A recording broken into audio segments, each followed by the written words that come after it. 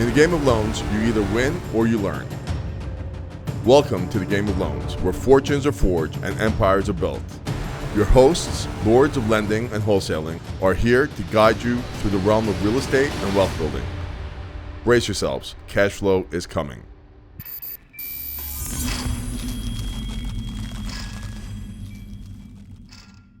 Episode 17 of the Game of Loans. I have a special guest, Jermaine Jones here. Hey. A native of Orlando, which, I personally have never met a native from Orlando. So that's an extra special guest. So, Jermaine, I'm going to ask you a couple of questions. Okay.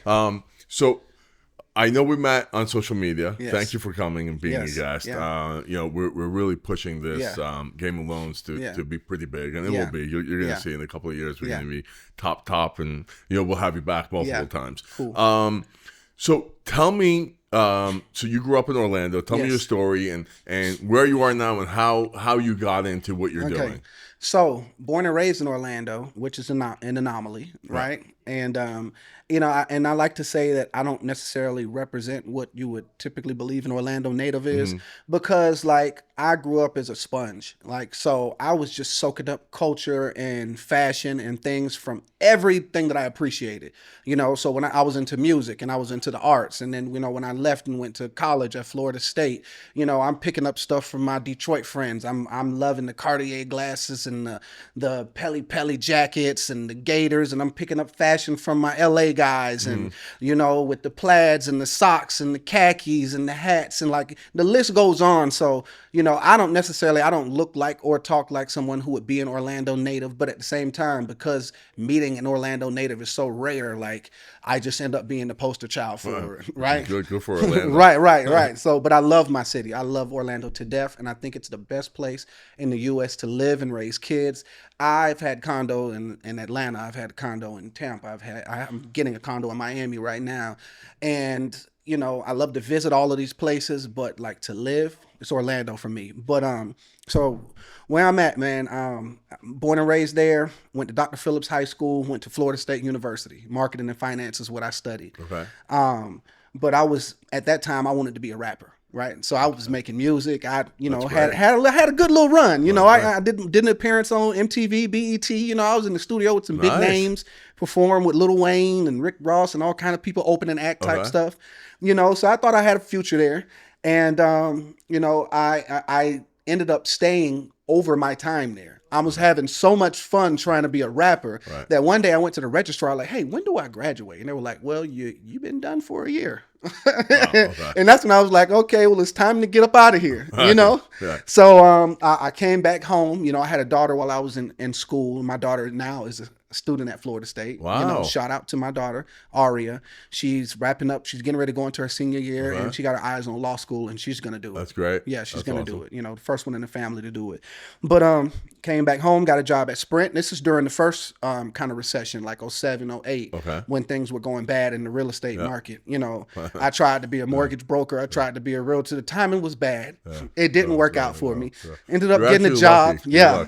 You're lucky. Ended up. I know you don't believe it then. You didn't believe it then. Yeah. But you're lucky you didn't get involved before then. You know what? I would have liked to get involved then, but I would have loved to pick up some stuff that people were losing, right? But I wasn't there mentally. I was a kid and I didn't have any resources and whatever. But I ended up getting a job at Sprint, working at the call center. I was also a server at Maggiano's and Red Lobster. I'm doing double shifts. I'm doing everything that I can. And long story short, I ended up keeping that Sprint job for about 5 years. It's the only real job I had outside of college. I worked my way up to B2B sales, and I was like a top tier salesman doing my thing. And I remember meeting a young lady. Her name is Erin. Shout out to Erin if she's watching this. She came in. We had a conversation. She told me how much money she made. And in my mind, I'm like, wait a minute. Her base salary is like 10 grand higher than mine. She's new here. How the heck is this going on? So I went to my boss and I told him to fix it. And he said, I got you. Right. But he can only give me small raises. So I said, well, every time that opportunity comes, you got to max me out, man. So first opportunity came, he gave me the raise. Second one, he didn't. Right. And then at that point, I was like, you know what? This is not for me. right? They don't love me here. Right. And I love my boss. I had the black boss at the job, at the corporate job, right? So he was not just my boss. He was my work dad. Right. He's my uncle. He's my mentor. He's everything. So Right. I'm trusting him, right? But I guess it was a blessing in disguise, right? Because we had a conversation because he noticed my productivity dropped, right? And he's like, yo, I see that you're disengaged and you're losing it. Let me talk to you about what's going on with your money. He was like, man, focus on the commission part of your pay scale because that's the part you can control. And if you focus on your commission, and you can live for preference versus the price of things. So he went into this whole spiel about how he bought the car that he wants, he eats the food that he wants, he buys the clothes that he wants because he's in control of his money and he's not bound by the price of things, right? And he thought that was going to motivate me to stay and work, but it motivated me to get the hell up out of there because I had big dreams, bro. I got Lambo dreams. Right. You know what I'm saying? I want to move my parents out the hood. I want to go to China for 3 weeks with no luggage and bring my homeboys with me. I want to do some crazy stuff. Right. And I'm not going to get it working here. Right. So that's when I realized I got to do something, and I got to do it now because whatever I do, it's going to take a couple years to ramp up. And I want to get it while I'm young. I want to get it while I'm young, while I look good. I want to be top down in a Ferrari with my shirt off and my hair out, smoking a blunt and having a great time. Like, I don't want to be the old guy who's just getting it, pulling back up where the young girls are at, and they're like, whoa, what is he doing over here? Like, look, he's trying too hard. Yeah. So that's when I put my head down and I started thinking. I'm like, I want to have money and time. Because I hear about a lot of guys that have money, right? But they work so hard that by the time they get home, and I don't know, can we curse on here? Of course we can. Okay. By the time they get home, they're too tired to fuck their wife and play with their kids, right? But they got all the money and they got the cars, right? No, that's not what I want. I want to have the time too. So I started looking at what industries. Real estate was my first, right? And I'm thinking, okay, maybe I can get back into real estate. But the way I ended up in taxes was I was promoting clubs on the side. I'm always a hustler. I'm always trying to stay 2 steps ahead. So I'm using all of my time, right? I'm promoting clubs and I see these guys that used to come in as regular dudes. 2 years later, they're balling. I'm talking about Aston Martins, Bentleys, Rolls Royces. I'm like, yo, what is going on, dude? Your first thought is like, it got to be something crazy. Right. But it wasn't. It was taxes. And they were young guys. And that's when the light bulb went off. You know what? I felt like I'm just as smart as them. I'm just as capable. I can do it too. So I met up with one. I went to partner with him. He said, look, I got an opportunity for you. Training starts in 3 weeks, but the office is in Atlanta. You're going to have to come to this training or you can't do this until next year, and you got to go to Atlanta or you can't do this until next year. I was so desperate, I abandoned my job. Only job I had outside of college. Resume, gone to shit. I left my apartment, left my roommate my last month rent, put my stuff in the storage unit. And remember that storage unit because there's a part of the story we're going to circle back to that storage unit. But I put my stuff in the storage unit, left. For whatever reason, he didn't cover his portion of the last month. I end up getting eviction on my credit. And in Orlando, when you get an eviction, you can't live anywhere. Nobody's going to rent to you. So I have put myself in a very difficult situation. My resume is shit and I cannot rent. So this has to work. My back is against the wall. And for me, when my back is against the wall, that's when I get the best out of myself. But I didn't know that at this point. I figured that out later, and we'll get to that. Go to Atlanta, empty house, mattress on the floor, my suitcases. That's how I'm living. No furniture in there, no TVs in there, boxes of marketing material. I'm running an office off of Godby Road and Old National at the south side of Atlanta in the slums, where T.I. and all of them grew up hustling and selling drugs and 2 Chainz and Waka Flocka, all of that. I hear the stories out there, and a trailer where an old WIC office used to be, no sign on it. This is my office. I'm like, what did I do? Wow. I'm literally tears in my eyes. Like, what did I get myself into? But me, I'm going to make the most out of it. I took them boxes of marketing material, made a little circle in there because I didn't even have furniture in that office yet. And I went out with the business cards and I started passing them out saying, hey, I'm opening a tax office, but I'm looking for employees. And I would bring people there and sit them on them boxes and interview them and sell them a dream that I didn't even believe in to get them to work for me. And that worked. And that office made money. And one day I went back to it and the locks were changed and all the computers were gone. And that's how life began. For me, that was the day I began to understand what life is about. Because now I'm driving back home. I'm in tears. right? Because I didn't get the money. It didn't work. I know I don't have a place to live. I know that I'm going to have a hard time finding a job. And I know that everybody that loves me and that trusts me told me, do not do this. And I did not listen. I was so embarrassed I couldn't go home. So I slept in my car and I lived out of that storage unit. Wow. Until I mustered up enough strength to finally go back with my parents. And you got to keep in mind at this time, I am 30, turning 31. Right? People are in their 20s like, I can't move back home. Like, you know, blah, blah, blah. I can't move back with my parents. I need to have, man, all of that. I was 31 and I had to go back and sleep on Mickey Mouse sheets. You know what I'm saying? I've been there. And they were tearing me apart. Not because they're bad people. They love me.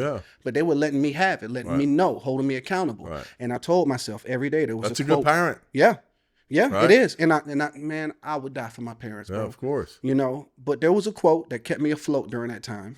And it is, successful people are comfortable being uncomfortable.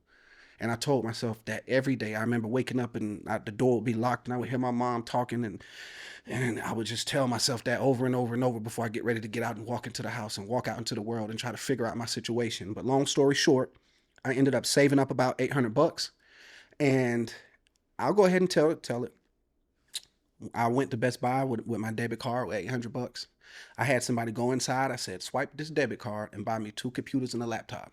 And if they do not run it as credit, if they do not ask you for an ID or a PIN number, sign the paper, anything you want, and leave. Right. She did it. I got the laptop. I reported the card stolen. I got that same $800 back. I sent that girl to IKEA to get me 2 tables and 2 chairs and a rug and a plant with that same $800 and do the same thing. And it worked. And I took that same $800 and I went to this hotel where it used to be a nice hotel, but it's run down now. And like junkies rent out the inside to live. And on the outside, they're rented to any random business that want to go month to month. And I got a month worth of time over there. And I opened up that tax office, right? And I printed out my flyers on Microsoft Word and I cut them up and I went to bus stops and I passed them out and I begged everybody to give me an opportunity. And that's how it all started. You know, I only made 13 grand that season, but that was enough to get me back on my feet, to get the repo man off my behind. That was another reason why I didn't go home, because the repo man was looking for my car and I needed it. That was my house at the time. So I couldn't go back home, you know, but that was enough to get me on my feet. And from there, I have parlayed that now into 30 locations in 6 states. Wow. Congratulations, man. That's awesome. Yeah. And you know, or do you have a chain or is it just? Yeah, Safe Tax. Okay. Safe Tax. So, you know, we're in Chicago, we're in Baltimore, we're in DC, we're in Atlanta, we're in Orangeburg, we're in Miami, we're in Tampa, we're in Orlando. We are all over the place. That's awesome. Yeah, and growing. And you know, I don't have any partners, I don't have any investors. I don't have anything. And to be honest, we're not even using modern marketing.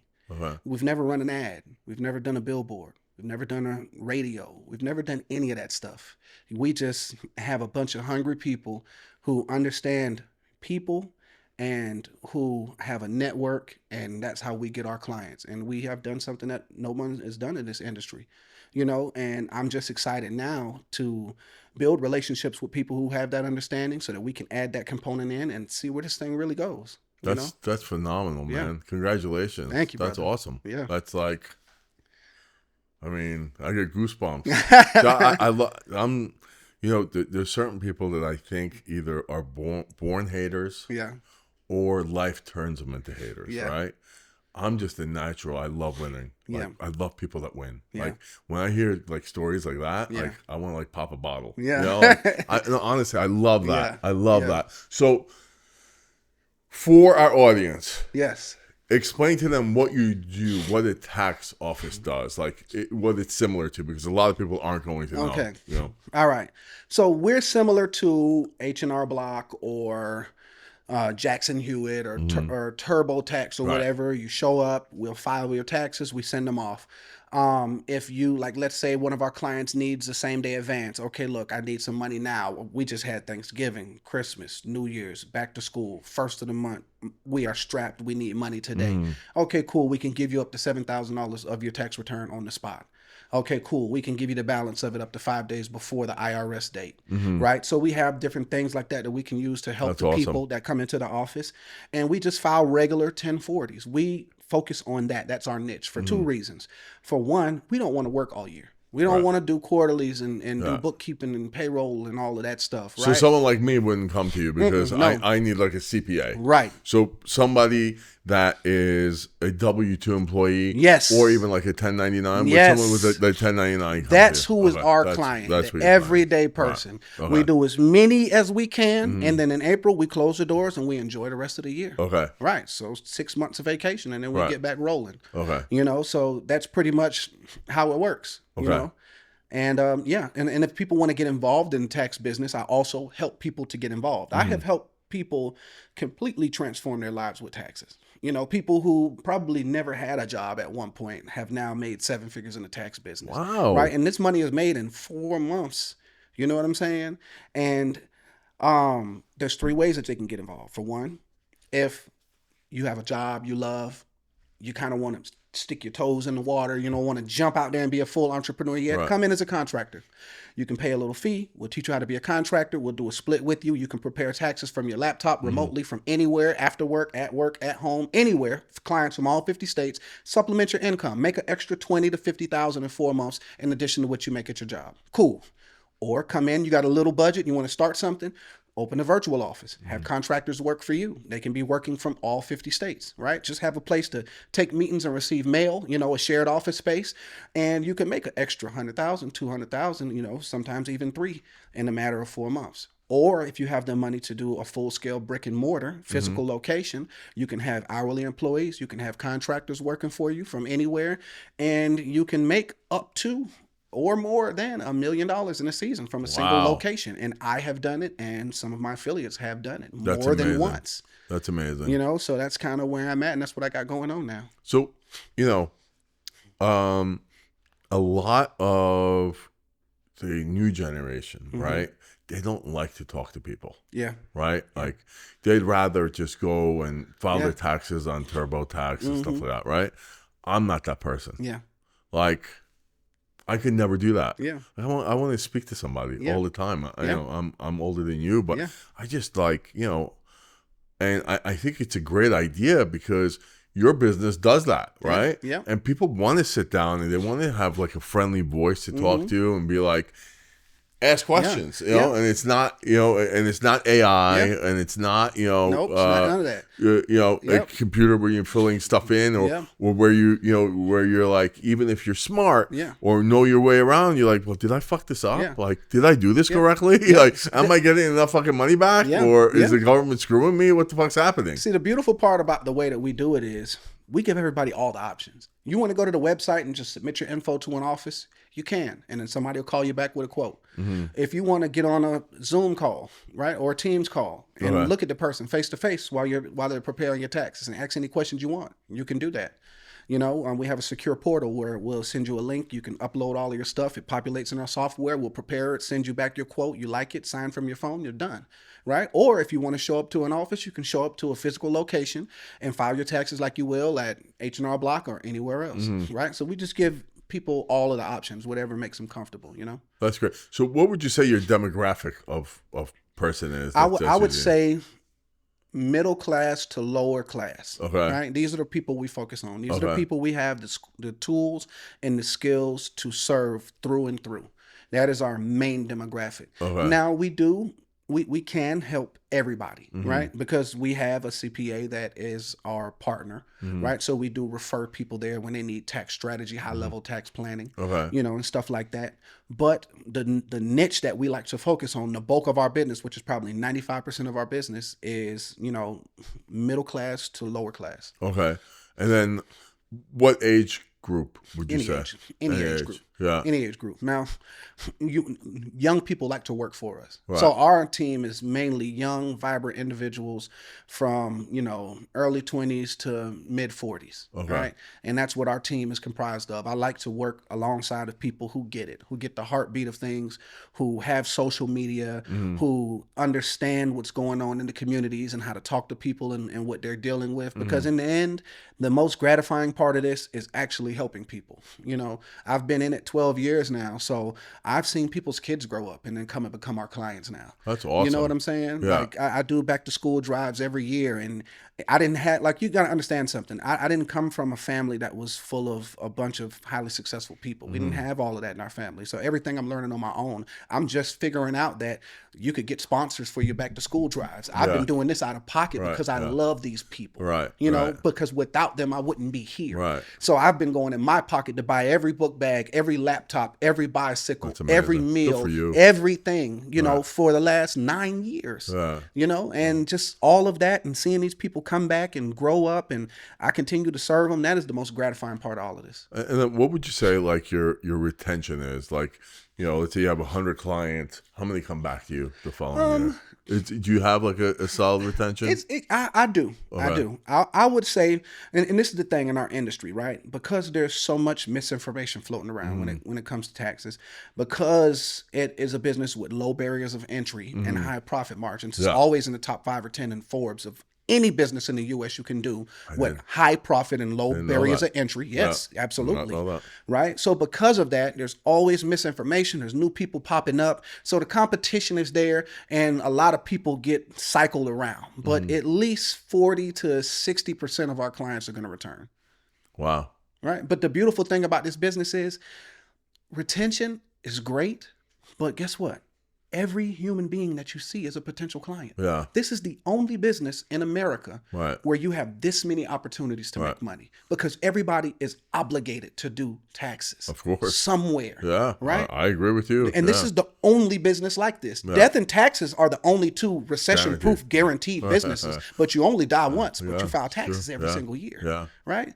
So with that being said, even if people don't come back, there's a million other people that you can file. And there's always somebody new moving to your town, and somebody new being born, and somebody turning of age to work every single year. So there's going to be an injection of new clients every year that don't even have a home tax office or anybody that they're loyal to. Look, I love like ingenious businesses like that and people that get behind it. So in the states that you were in and the cities you're in, do you have physical offices in those places? Yes, I have physical offices in all of those places. Wow. And those are your offices, or are you partnering with people in those offices? My affiliates own about half, and I own the other half outright. Okay. Right? So my affiliate program is what I use to bring people in. So I help them open branded and non-branded offices, right? So some of them have a safe tax, and some of them have an office named whatever they want. Like there's advanced tax experts, right? There's Kindred tax, right? There's Zoom tax. There's so many different ones, but we're all the same family. We train together. I coach them together. We're in the same network. We're in the same system. We do business the same way. That's great. So they come to you and you give them the whole system. I give everybody everything, top to bottom. I'm going to give you your software. I'm going to teach you how to use it. I'm going to teach you everything you need to know about the business, how to manage the day, how to hire, how to fire, how to market. I'm going to give you all of your scripts for how you talk to people on the phone, what you say to them when you're out in the field, what you say to your returning clients, what you say to people that didn't show up for an appointment. Everything is already scripted. I'm going to give you all of your systems that you need to be able to send out text blasts, email blasts, all of your systems that you're going to need to be able to manage productivity in your office, to see who's making the calls and sending out the texts, and be able to go in and listen to the calls and read the text that all of your employees are doing. I'm going to give you the blueprint on how you build out your office and optimize it for workflow, all of the landmarks that you need to see to know that you're putting your office in the right place, the demographics that you look at to know if this part of the market is the best place to open up in. I give them everything that they need, and then I hold their hand in perpetuity. And as long as you're holding my hand, every single person that ever started with me has been profitable. That's amazing. That's awesome. So you work your ass off for about 4 to 5 months a year. Yeah. What are you doing the other 7 months? Me personally, yeah. I love to travel. Okay. All right. That's a big thing. I take the money that I make from taxes and I build real estate. Okay. Right? I build single family homes and I sell them. That's awesome. Yeah. So I do that. I invest in crypto. Okay. My boy George Ashapong, who is a wealth advisor, top 100 in the U.S., he has a managed stock portfolio that has been like doubling what the market does every year for like the last 8 years. So like investing with him, you're making 30-40% a year on your money. That's great. So I work alongside him, and there's just a ton of other things that I do. I do a lot of philanthropic activities, back to school drives, toy drives, all of that type of stuff. And I get to spend time with my kids, man, which is the most important. I am at every parade at school. That's I'm awesome. at every father-daughter dance, lunch, brunch, everything going on. I'm there. That's fantastic. Yeah, man. This is great. Yeah. So where are you building your single family homes? Also, right now, the ones that I have up and more going up are in Citrus Springs. Okay. Right. So it's kind of between Leesburg and Ocala area over there in Florida. So it was a nice deed restricted community. And shout out to Mike Harris. Mike Harris with MDH. He is the guy that put me onto this because he was already doing it. And then he kind of brought me in and we went out and scoped out the area and just got right to it, you know. Okay. So, you know, and this is the reason why actually, now we're going to have to put it out here. This is the reason why I'm here. Because I was looking at your page, right? And what you're doing is amazing, man. Thank you, man. You are that guy, brother. And I am you. very, very thankful that you reached out to me and brought me up here because you're just a person that I would want to network with anyway. You're just a guy that I would want to be in my circle anyway. You know what I'm saying? So I would seek you out for mentorship regardless of this podcast or not. So God doing this and bringing us together right now, like lending me enough credibility for you to see me. Oh man, like, I loved your page. I'm blessed. You know, I saw you follow me. Thankful. I'm like, who's this guy? Right. I was like, wow. Right. I loved what you were doing. Yeah. Like, you know, your social media is pretty strong. Thank you. So it's pretty good. Thank you, man. So all of it I've been doing out of my pocket, right? Building out of your pocket? Everything's out because it's all new to me. Okay. So I've built everything that I've built cash. You know, my first project was 6 single family homes, all like 2,800 square feet in the AC, like 3,400 when you add in the covered lanai garage and front patio and stuff like that. And I did them all out of pocket, and it was a super fun experience because when it comes to like design and stuff, my eye is amazing. So all of my projects are beautiful, you know. And I'll give you some clips. I don't know, like if y'all can on the podcast, like pull up some pictures of the stuff I'm doing. 100%. And shout out to McGriff Construction. You know, Morgan, she is my GC, and she is just so transparent, so accountable, so professional, so on point, so honest. And I would give her my. I didn't even know her like that, right? And when we started working together, I handed her $2 million cash. Okay. And she has been accountable for every penny. That's great. That I've given her. What's the price point of these homes? About $450,000. $450,000. Okay. Yeah, right. That's around good. That I mean, for Florida, that's affordable housing. Very affordable, right? I mean, and they're talking beautiful. Florida. Yeah. Right. Yeah. It's not, so other states that would be unaffordable housing, but in Florida, that's affordable housing. Yeah. That's great. So I know some New Yorkers, obviously I'm from New York, and Russian guys that went down to Ocala, and what they were putting up was prefab homes. Like, the ones like that, those 3D printed homes and stuff? Like, they get built somewhere else, and then they just come and just plop them like fucking, like Lego pieces. Yeah. Like, boop, boop, boop, boop. Yeah. So their price point outside of Ocala was like less than $300,000. Yeah. These motherfuckers were putting up like just throwing 30, 40, 50 homes at a pop. Yeah. And just in and their out. cost is probably super low. Super low. Yeah. Super low. Do you think that's the future? I mean, I think that for the lower price points, right? There's a misconception that those homes are shitty. They're not. Yeah. It's just, it's just a different way of building them. Right. Right? So if you could pre-build them, prefab, and plop them in, and you have the right foundation, I think they serve a purpose. Yeah. And that purpose is actually a good purpose because a lot of people in the lower middle class or lower income places that need those homes. Yeah. Right? Yeah. And no matter how you try to build them, you can't. It's impossible. Right? To build them affordable enough to be able to house them unless you're getting some sort of subsidy from the city or the state to do it. Right? So I do think there's a market for it. There is definitely a market for it. Yeah. And you should look into it. Yeah. Okay. I think that if you're doing that, if you get closer to Ocala, or let's say outskirts of like Jacksonville or something like that, or even outskirts of Orlando, I think you could do it, and there's enough of a population that needs it. Yeah. and would appreciate it. Okay. You know, if So, you do, if so you do maybe it. I'll get into that and then come to you for the funding. Yeah. Yeah. Or do what you're doing. Yeah. I mean, I'm just saying, I don't know how fast you're getting rid of that stuff. Yeah. But I was always impressed by these guys. These guys were, I mean, they were putting up these homes, man, and they're selling them like. Yeah.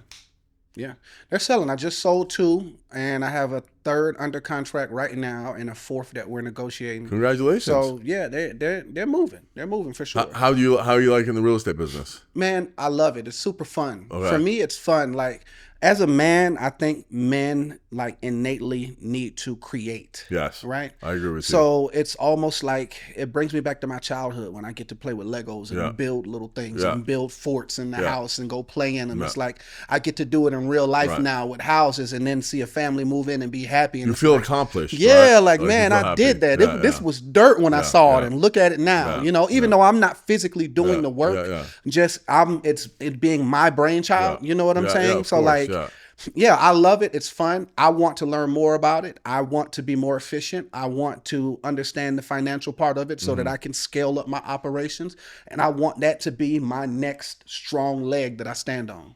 I think you'll do fantastic in it. I think, with your drive and your mindset, you're not going to lose. Yeah. Listen, like you said, something funny you said.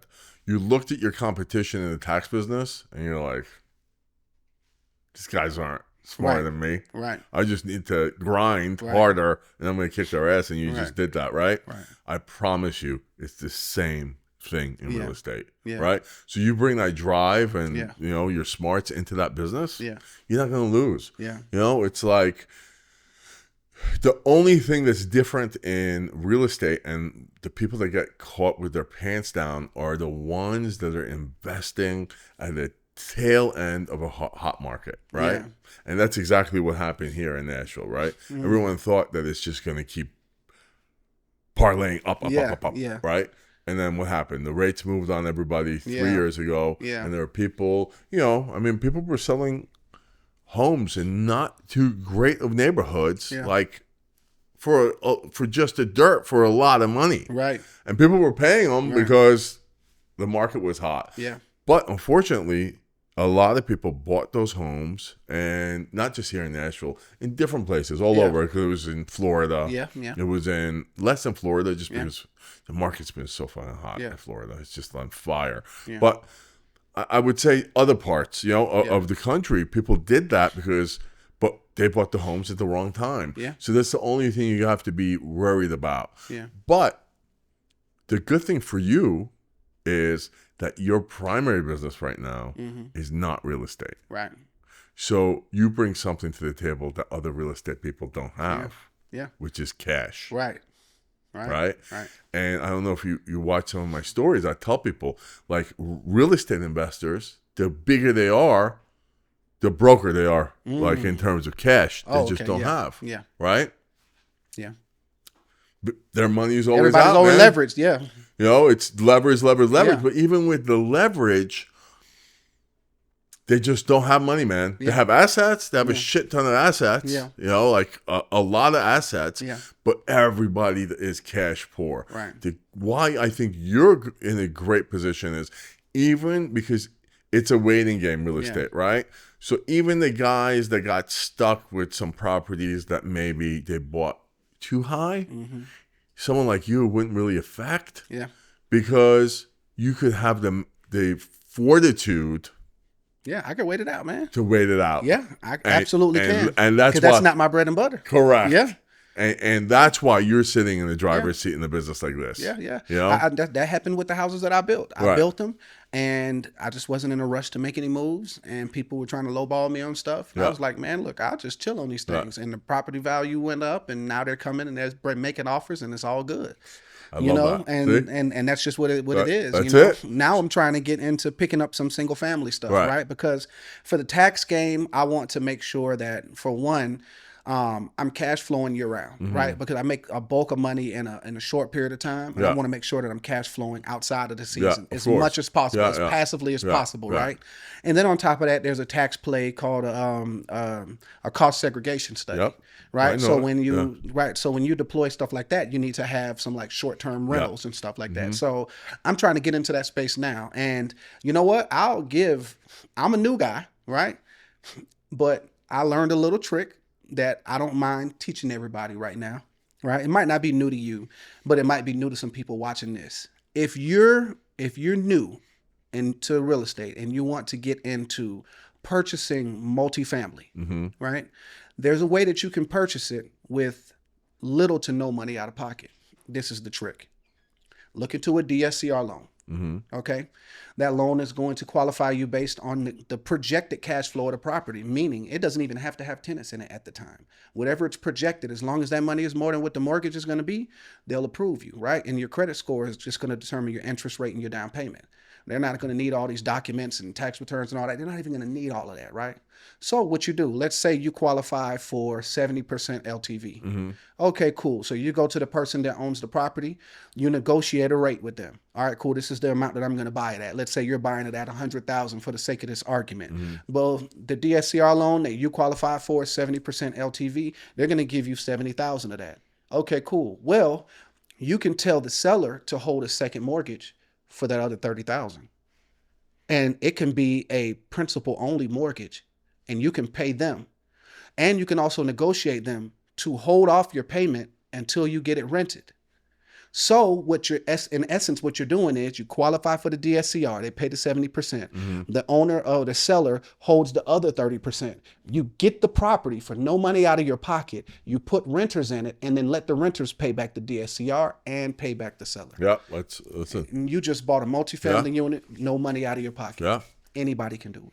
Yeah, I think I think it's brilliant. Yeah. I finance a lot of DSCR. Yeah. I was actually one of the first people to do DSCR in the country. Yeah. I started in 2014. So I helped create that That's product. crazy. Yeah, That's crazy. Yeah. Yeah. Yeah, it's pretty, But I'll tell you, I think for you, you should look into multifamily. So what's that? That's like 20 units plus. Okay. Like a 20 unit building. Okay. Because you have the cash flow, you could cost seg the shit out of it. Yeah. And it'll help you. I mean, okay. So if you find a project like that you could either build, I always like to build those because I'll tell you why. If you come across anything that is cash flowing well, you're going to pay out of your ass for it. Yeah. Right? And you're not going to have much equity built in. Right. But if you can find the right spot and build it, you're going to get your equity because you built it yourself. How do you feel about that market over there, that Ocala, Citrus Springs? I don't know it well enough, but I would say that would be a great market for it. Okay. Or any market where, so a lot of people are talking shit about multifamily, right? Oh, multifamily sucks. Multifamily this. I think they're right if they're in secondary or tertiary markets, right? But if you're in a primary market, like even outside of somewhere like, let's say, Orlando, yeah. You're not fucking losing. Yeah, man. for real. You're not losing. Absolutely. Because people over there are always going to need a place to stay. Right. But and this is the thing, right? I'm not even looking at it for me. Right. I'm looking at it for my kids Of and course. my kids' kids. Yeah. Right. It's how much of this build wealth. How much of this stuff can I put on the Yeah. board, right? Because Yeah. this is what I'm doing, right? So, and this is me. This is my personal strategy. Yeah. I'll go ahead and give everybody my personal strategy. Okay. So I want to purchase the multifamilies, right? I'll benefit from the cost seg study, right? The tax benefits. Okay. All right. That's cool. Right. But what I also do is I purchase life insurance, right? At an alarming rate. I make sure that my death benefit is enough to cover whatever assets that I am buying, right? Which I got a paper right now in my email after this that I got to sign because I'm adding like $2 or $3 grand more a month to a policy, right? Okay, cool. So now what happens is I've lived a wonderful life. I've had a great life. I pass away. Well, guess what happens? The death benefit on all of those policies, they pay off all of that multifamily stuff that I bought for my kids. Now they're inheriting that stuff for free.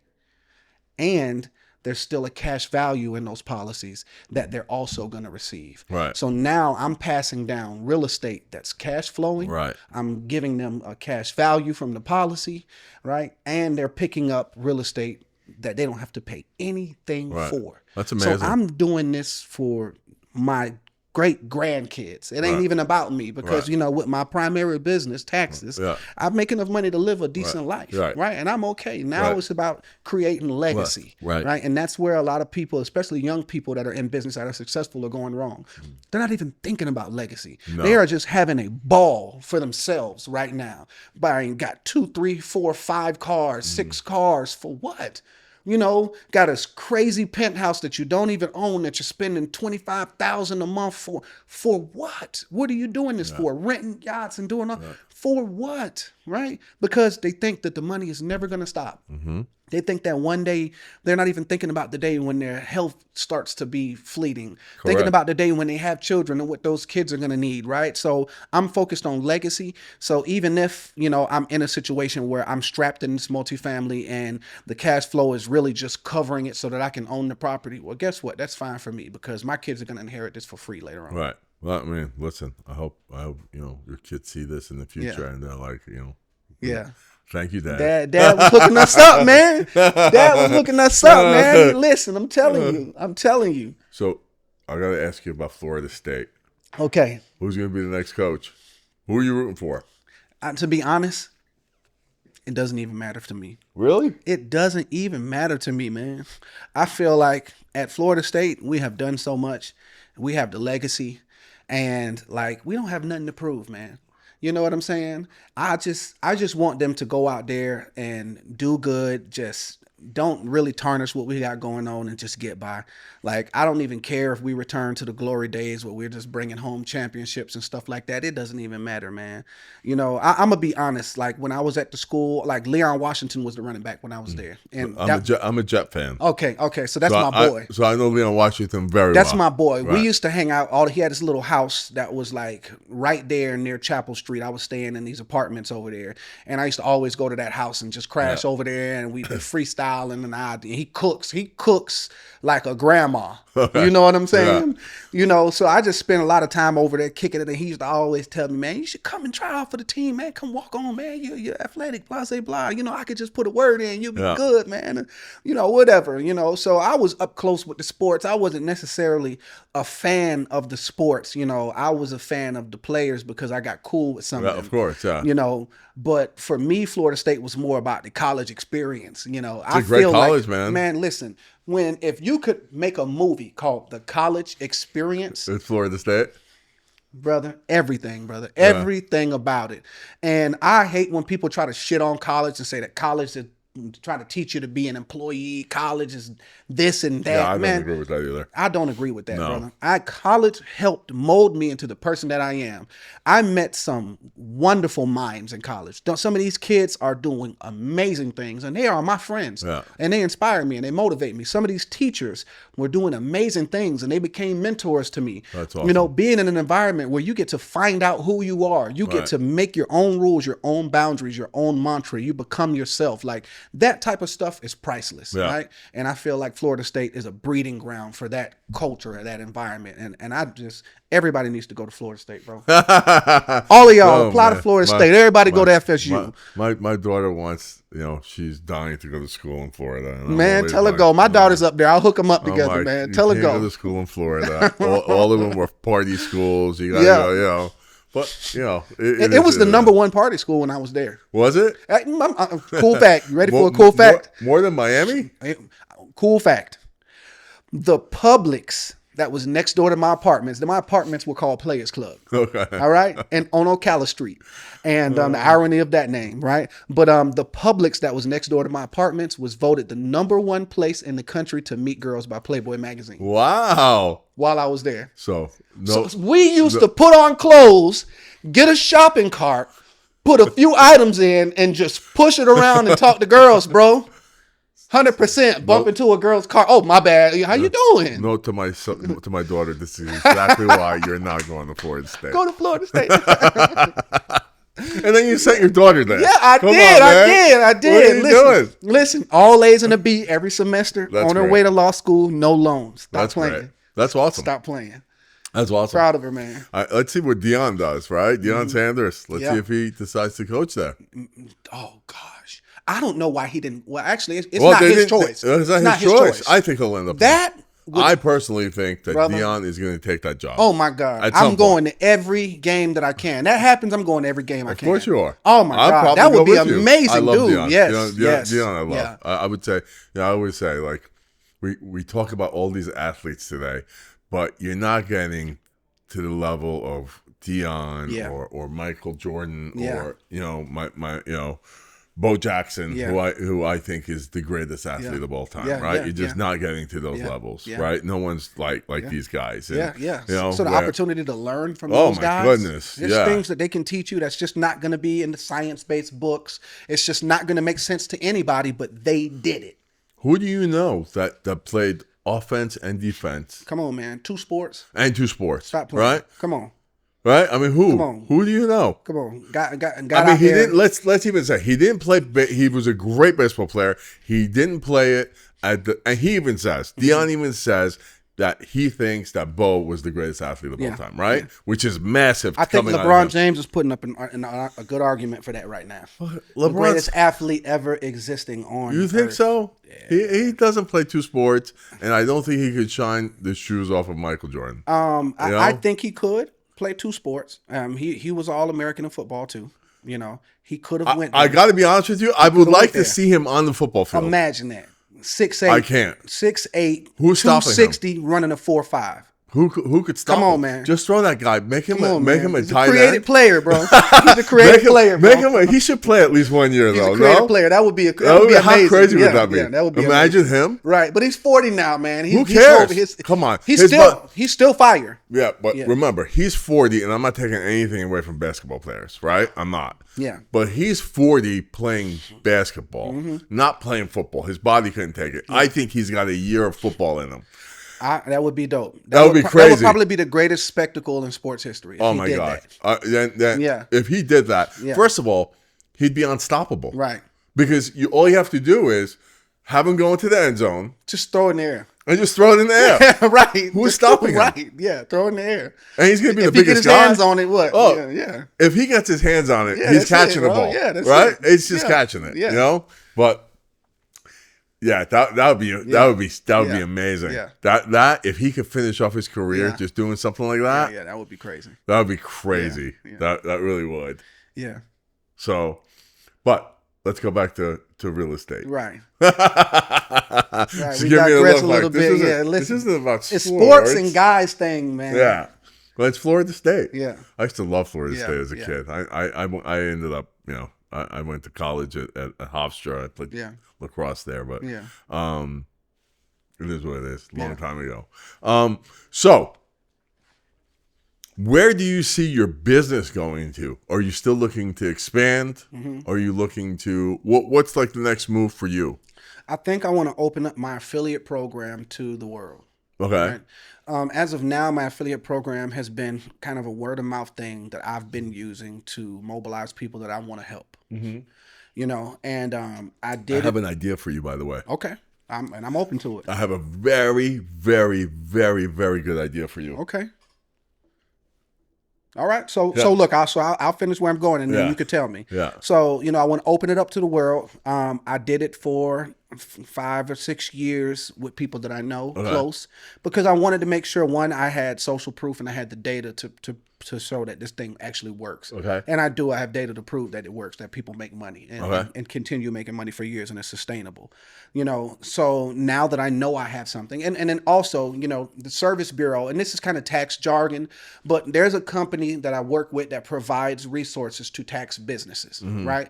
That I utilize for some of my resources, like my call center that we'd use for support and different things like that, right? Okay, cool. They represent tax businesses all over the U.S., right? They're probably processing almost 1 million tax returns in a season, right? From offices that flow through them.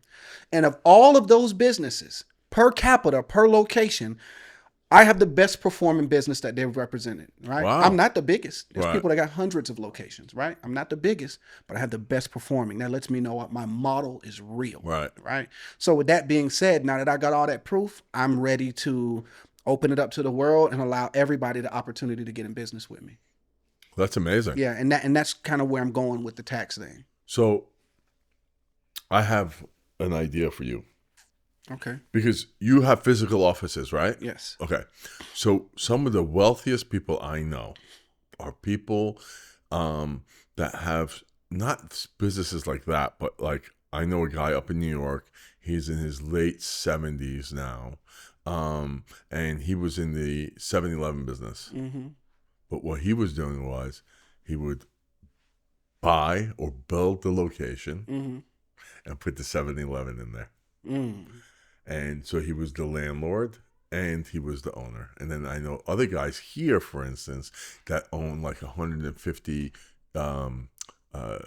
Wendy's locations, and they own like 100 of the locations. So they're the landlord. They actually own the land. So that could be something you can add. So build the plaza. Correct. Put the office in it. Put the office in it, right? So now you're your own landlord. Right. You're paying your own rent, Right. right? And then if you ever decide to sell the business even, Right. guess what? I'm still owning it. And the owner of the new business is paying me. Correct. Yes. And, I like it. And the perpetual value of your business, like 10x's by itself. Because, I love it. And God, I don't even know if you ever do even decide to exit the business, Right.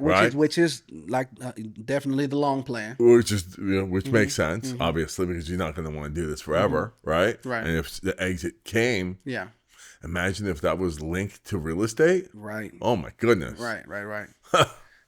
I like it. I mean, Then I'm like McDonald's. yeah, exactly like Right. McDonald's. Exactly. Exactly like McDonald's. Now, Yes. you could either do a center or you could do like if it's places where you can have a single family house that you could, it could be like commercial use. I know exactly what you're talking about. A lot of places own like that Mixed in use. Orlando. Yeah. Yeah, a lot of places. So there's different places like that. Even do mixed use and do that 20 unit like you said and have the retail space at the bottom. Correct. Doesn't even need to be 20. Yeah. You could even have like 2 apartments over the store or something like that, right? And the store is where your office is. Yeah. I like it. And I like it. Just bringing the real estate in, man. Just That's bring- why I'm here, man. I'm trying to learn from the biggest. Learn from the biggest. Now, if you bring the real estate in, you're paying yourself. Yeah. That's dual And businesses. Crazy equity, crazy leverage. Crazy Yeah. leverage. Yeah. I mean, you're winning. Yeah. And then now, later on, 10 years down the road, Right. you go speak to one of these hedge funds. So when I call you and I'm like, hey Steve, I'm trying to get this plaza up. I need X amount of dollars. I'm doing your idea. You believe in me? Cut the check, Steve. They will do it. All right. But I honestly, I really believe in that. Yeah. Because you're going to sell your business at one point. Yeah. I'm going to make sure you do. Thank We're you. friends now. Yeah. And I'm going to hook you up. We'll go to some of these hedge funds and stuff like that. I'll get you a crazy fucking multiple. Cool. Right? So, because hedge funds love this shit. Yeah. They love your business. Yeah. Businesses like your business. Yeah. They love that shit. Yeah. They'll eat you up. Okay. I Like, love it. they wouldn't even know what to do, Yeah. right? So let's say you get to like 100 locations or Yeah. whatever it is, and then you decide to sell out, and you don't care because they still need the location, Right. and guess who's the landlord? And I still own it. And you still own it, Still and own you're the landlord, and they're still paying or you. you're going to have to lump that money in and we're going to have to make a big deal. Yes. Yeah. Or buy me out. Right. You want the real estate too? Yeah. That's a whole different story. Right. And then now you're really getting cashed out, right? I love it, man. And then, so I have a friend of mine, very, I can't say similar to your story, but he's from Long Island. He ran into some problems, and he had to go away for a little bit on vacation, if you know what I'm talking about, right? Yeah. So he took a little break, and then he came out, and because he took that break, it was very difficult for him, not to the level for you. It just reminded me, because you remember you said you had that eviction, and it was hard and stuff like that. Well, that was him times 100. Right. Okay? Yeah. Because he had that thing. Right. And smart as a whip, man. This motherfucker's smart. Yeah. So he ended up getting a loan from his brother, and he opened up a small, like I would say the first location, all his locations probably this size. Yeah. Gym. Okay. 24-hour gym. And you just like put a code in, go in and train and leave. Yeah. Yeah. Okay. And he was one of the first ones which had like the key fob and Yeah, stuff. And yeah. it was like old school when he Yeah. started, right? And so he realizes after the first location that, and he priced it right. It was just, he's so smart. He did it $9.99 a month. Now that $9.99 that comes up every month, you're not canceling that. I don't care who you are. You're just not. Yeah, so You're not there's a doing lot of it. breakage. People are just getting it and not even showing up. You know what percentage of people show up? It's gonna boggle your mind. 10. 10%? Nope. Less than 5%. Wow. So for argument's sake, 95% of his subscribers didn't even show up. They would show up January. You know, it's that. What is that? I think. What's Quitter's Day? January 11th or some shit. Something. It's so fucking crazy. It's so crazy because you would think it would be like end of January. It's not even. Doesn't even make it to mid fucking January. Right? It's like January 11th. It's Quitter's. It's called Quitter's Day. It's one of those, right? Meaning, people decide to do whatever. New Year's resolution. They go into the gym, and then before the end of the month, they're back to their normal routine. By January 11th or some shit, it's gone, right? Yeah. So he would get a spike every January, beginning of January. By February 1, it was finished. Like it was back to that 95.5, right? So he ended up opening up like, I think by the end it was like over 100 locations. Wow. He ends up now taking those 100 locations and selling them to a hedge fund, right? Made big money. Yeah. Massive money, right?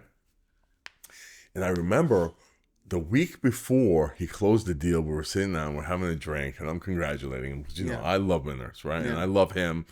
His whole story, I mean, and the fact that he won. And he goes to me and says, I'm going to tell you something. He's like, none of these guys that bought this business have worked an honest day in their life. Wow. And none of them were grinders. And he says, when we were sitting down, they were throwing all these fucking ideas of how they're going to change the, EBITDA to 3x it, 4x it. He's like, I guarantee I'm going to buy this back at a discount from them in 3 years. Did he do that? He bought it back in 2 years, 2.5 years later. At like 10% of the price that he sold it. Okay? Wow. So now it gets better. He uses their money to buy his business back. He retains all of that cash flow, and he's still loaded from the... Yep. And guess what? So this was like 6 years ago. And guess what happened again? Stood it again. God damn it! He just sold it. See, look, man, I need to see. Look, that's the type of story. See, look, that's what my next story needs to be. My next chapter needs to be. We're doing it. I sold Safe Tax for $200 million. And then bought it back for $20. Come on, man. Yep. And wow. But he sold it for an astronomical number. Yeah. Right. And I sat down with him again. This time it was after. I said, man, what was the number? He goes, I can't disclose it. I go, come on, it's me. Just tell me the number. I almost fell off my seat. Oh, my God. More the second time? Oh, my God, man. A lot more, right? So I said, are you going to buy it back again in 2 years, 3 years? He said, no, these motherfuckers are smart. I'm not going to buy it again. Okay. And he's like, I don't want to do it again. He's like, I'm just tired. He's like, I don't want to do it. Just retire. Just chill. He's finished. He's done. He just he moved to Sardinia in Italy. I need that, man. And he's just chilling out. I need that. He worked, but dude, we sat there. Yeah. Before the first closing, and he told me, it's like, these guys haven't worked enough. So what ended up happening is, when his whole idea is, and let's just be honest, this is me and you. Yeah. We'd be the same thing, right? If we have a $9.99 fucking charge, we're never getting rid of that. Listen. I am scared to activate my Rocket Money app. Because I'm afraid that what I find is going to tell a story about me being so irresponsible that I would be embarrassed, ashamed. I agree. I probably got 30 subscription services that I don't even know that I have right now. I'm the same way. Yeah. But even if it comes to, do you know how many $9 shit that pops up on my Apple? Right?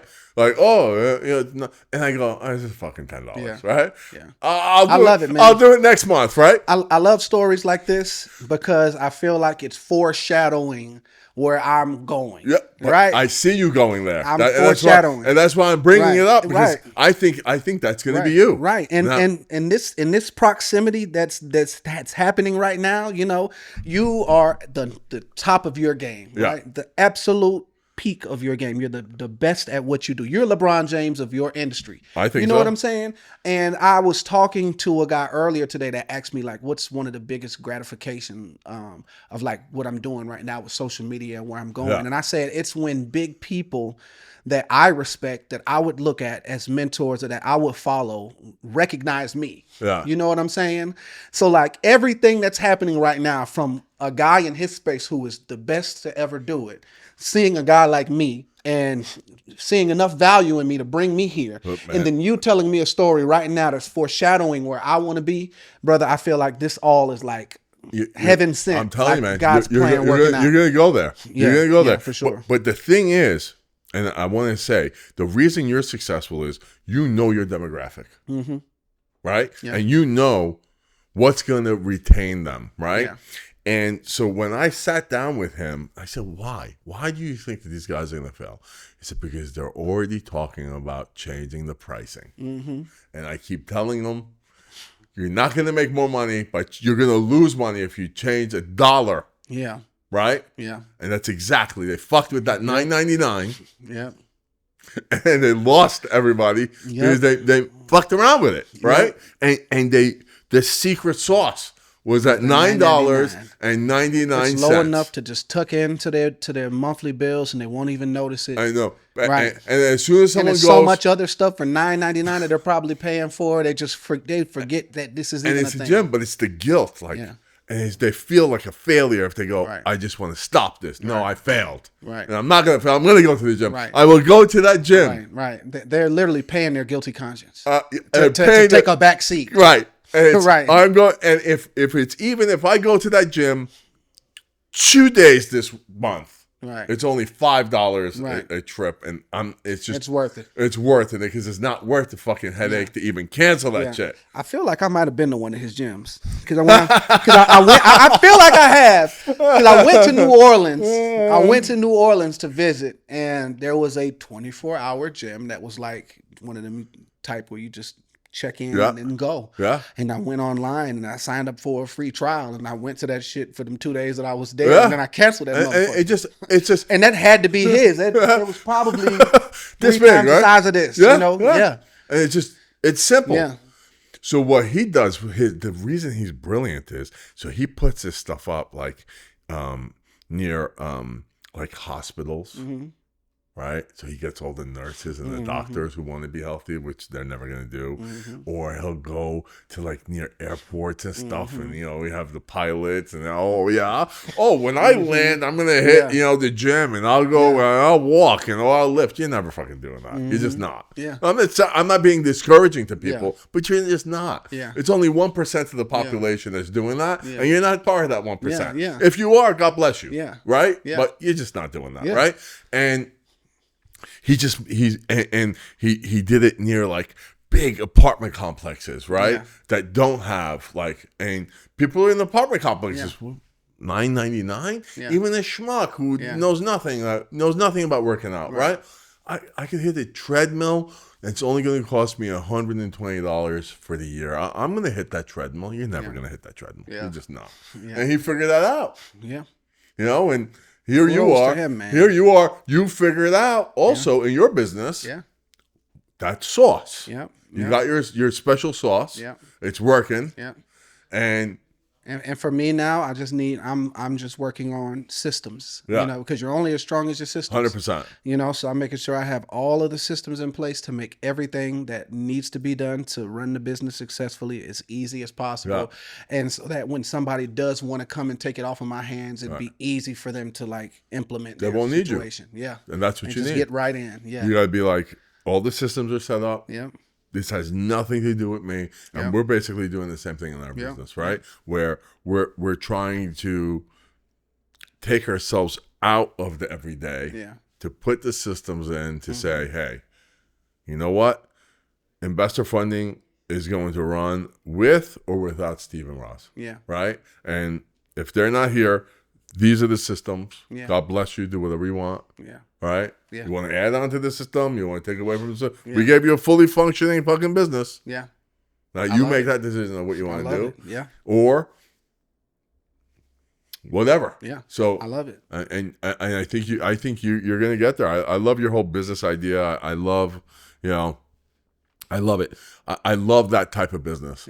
I love that type of service. That niche service business is one of my favorite fucking things.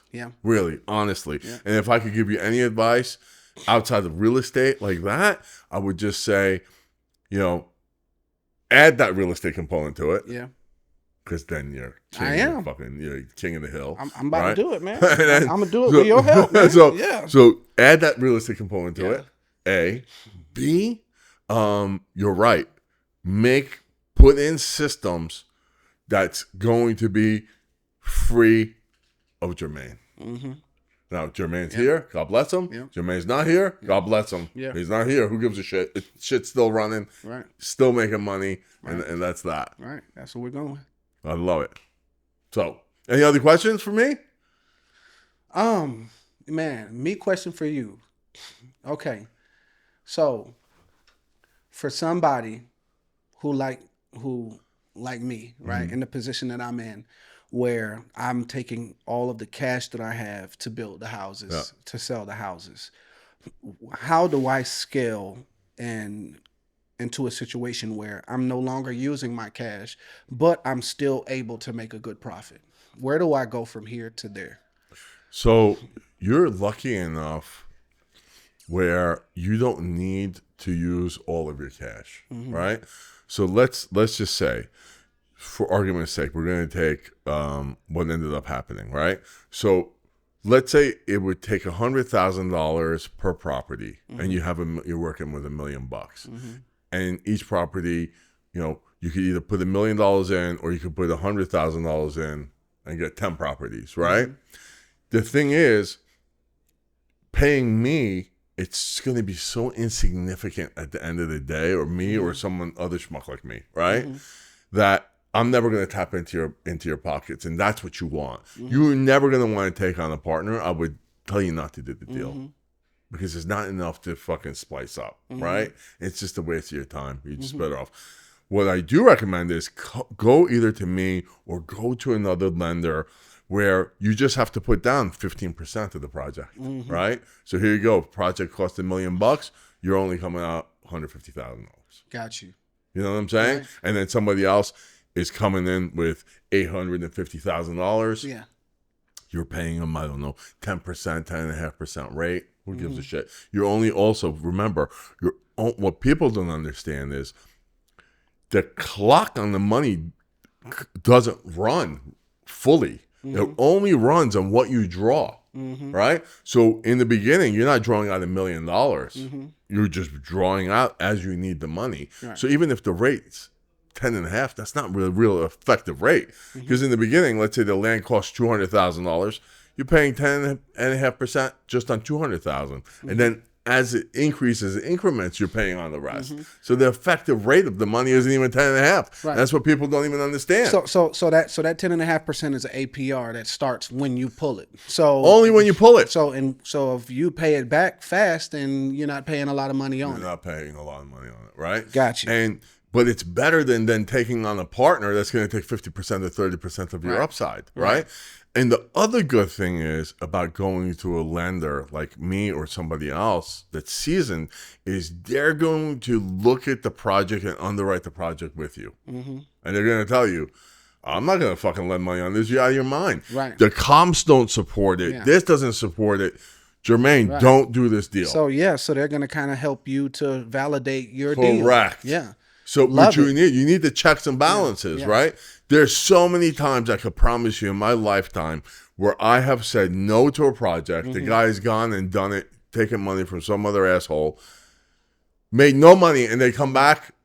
Man, I should have listened to you 18 months ago. What was I thinking? Why did I do what I did? And I told him, I told you you're not going to make money. Yeah. You know, at least you didn't lose money. Yeah. But you don't want to just do business just to do business to waste your fucking time, right? And that's what I try to tell people is the squeeze has to be worth the juice. Yeah. Right? Yeah.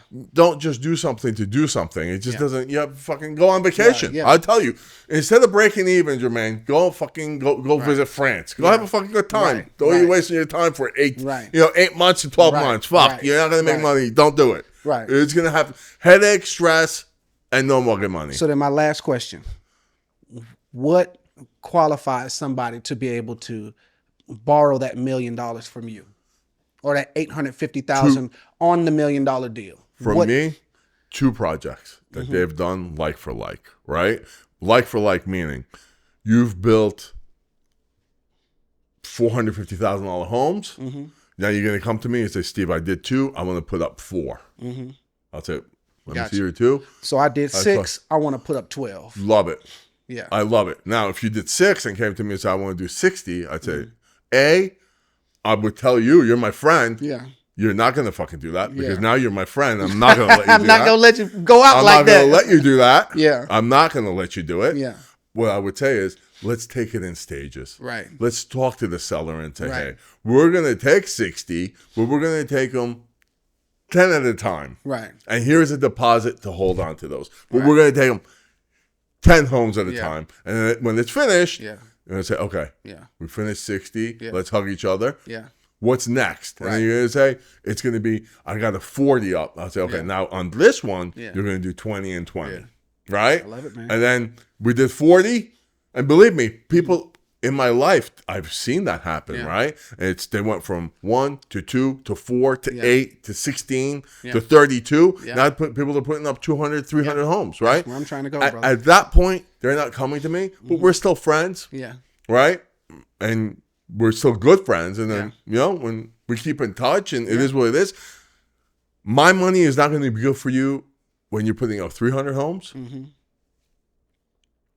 But on your way to 300 homes, it's going to be great for you. Yeah. And that's the goal. Yeah.